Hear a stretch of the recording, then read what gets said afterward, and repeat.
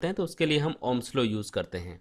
Ohms law के according the current flowing through a conductor is directly proportional to the potential difference applied across it, यानी किसी भी conductor में flow होने वाला करंट उस कंडक्टर के अक्रॉस अप्लाइड पोटेंशियल डिफरेंस के डायरेक्टली प्रोपोर्शनल होता है।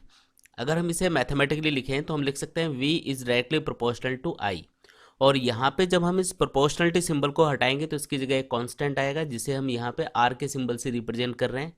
आर को हम कहते हैं इलेक्ट्रिकल रेजिस्टेंस, और रेजिस्टेंस किसी भी मटेरियल की वो बेसिक प्रॉपर्टी है जिसकी वजह से वो करंट या चार्ज के फ्लो का अपोजिशन करता है।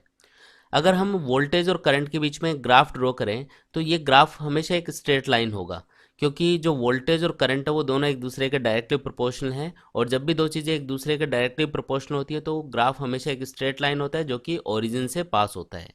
इसी कॉन्सेप्ट को हमने एक डायग्राम की हेल्प से रिप्रेजेंट किया है।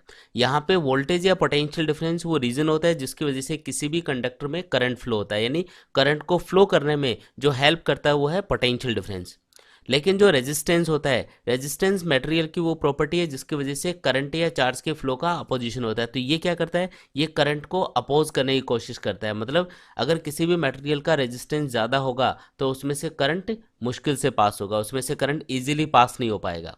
हमको याद रखना है कि जो इलेक्ट्रिकल रेजिस्टेंस है वो नेचर ऑफ द मटेरियल पे डिपेंड करता है, साथ ही उसके डायमेंशन पे डिपेंड करता है, और साथ ही डिपेंड करता है उसके टेम्परेचर के ऊपर। जो इलेक्ट्रिकल रेजिस्टेंस है उसकी ऐसा यूनिट होती है ओम। ओम में हम इसको मेजर करते हैं।